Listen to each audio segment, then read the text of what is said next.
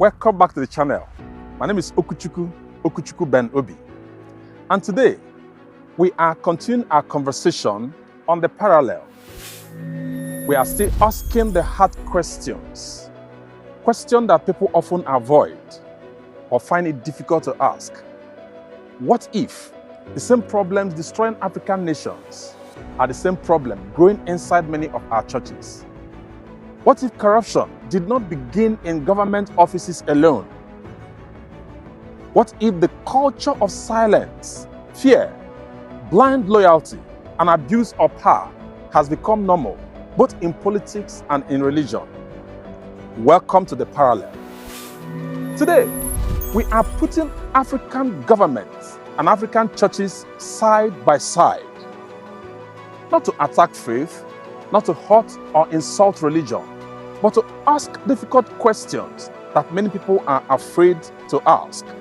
Because if truth is only spoken against politicians, but never against religious leaders, then society can never truly change. Let's begin with power. In many African countries, political leaders stay too long in power.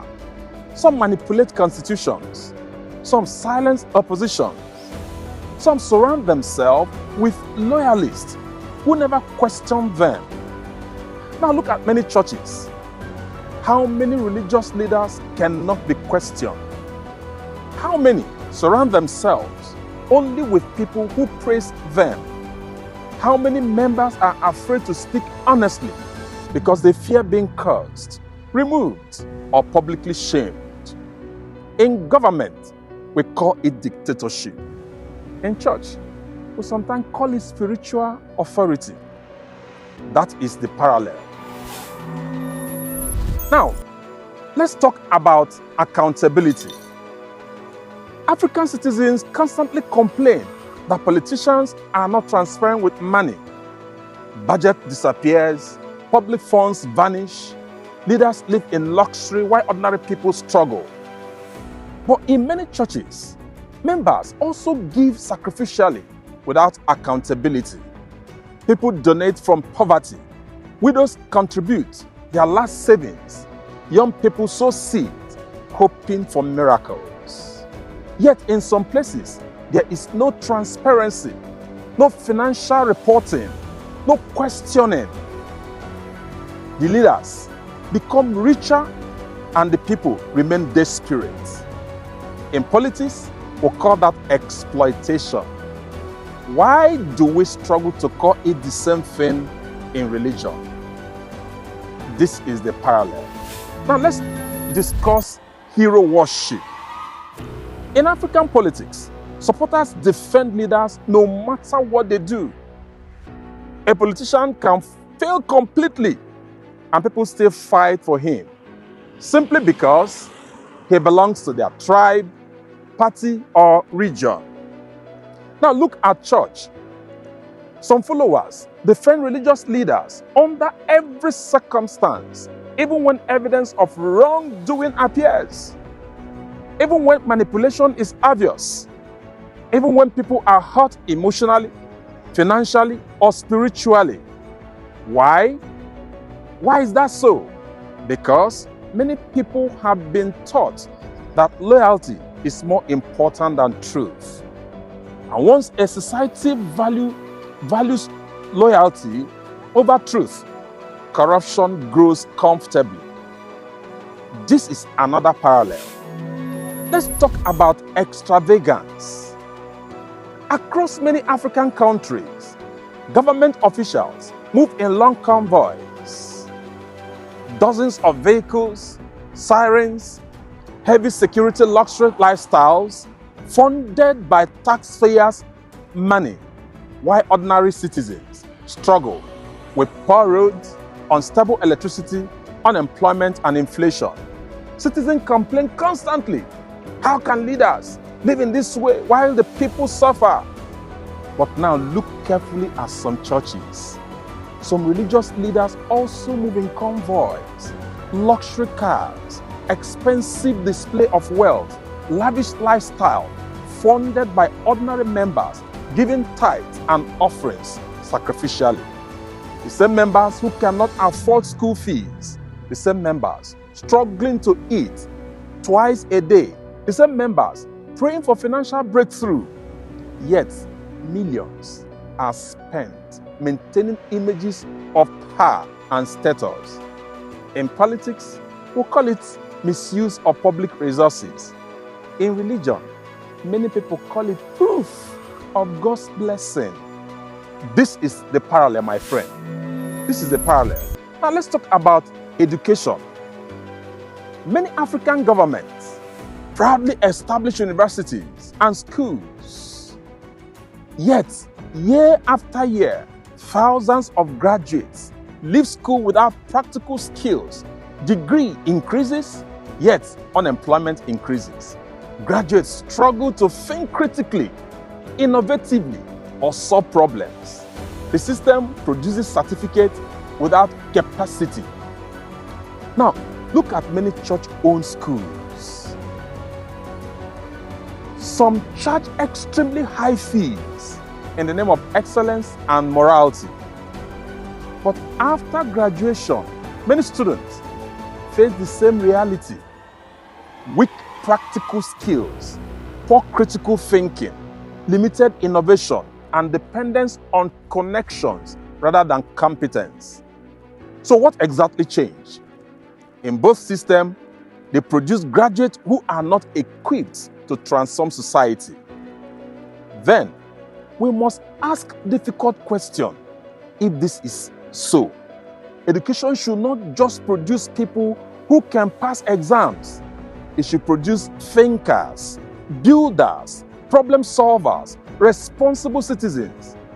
If churches truly want to shape society, then church institutions must become examples of integrity, excellence, innovation, and genuine human development, not merely expensive version of broken system. Because when churches begin to mirror the society failure, government, instead of correcting them, society loses one of its greatest hope for transformation. And that is the parallel. Let's talk about fear. Some governments use fear to control citizens. Fear of arrest, fear of intimidation, fear of losing opportunities. And sadly, some churches also use fear. Fear of curses, fear of punishment from God, fear that questioning leaders means rebellion against heaven. So people stay silent, don't talk, even when something feels wrong, even when they know manipulation is happening. Fear becomes a tool of control, both in politics and in religion. My friend, now let's talk about poverty. African leaders often campaign with promises of hope, change, and prosperity. But decades pass and millions remain poor. In the same way, some churches continually promise breakthroughs, miracles, and wealth, while many faithful followers remain trapped in hardship without practical empowerment.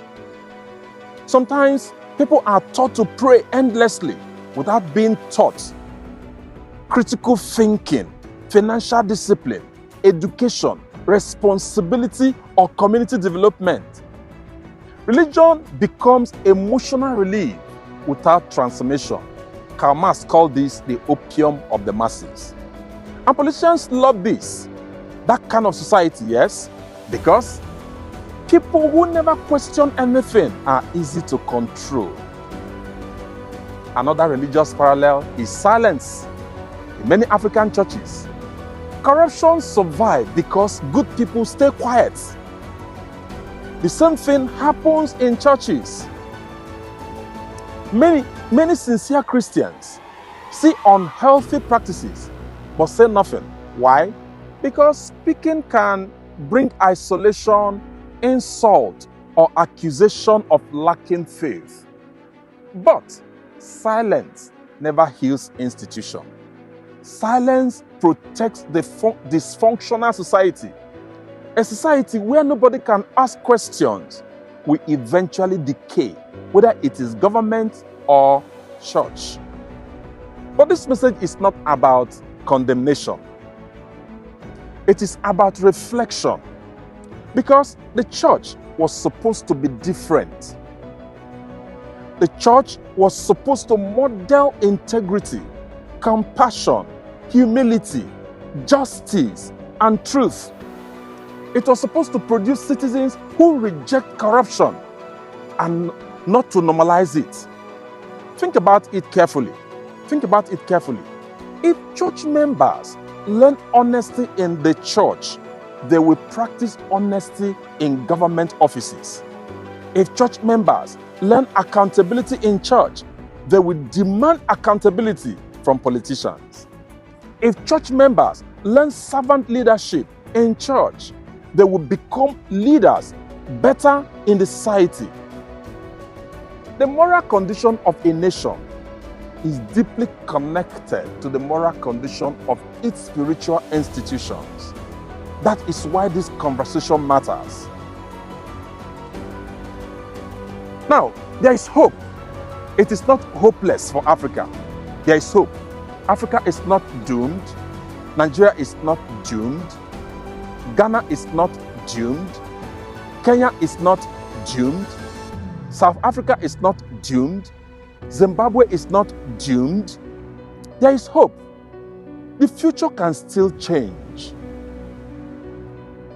And that change can begin with the church.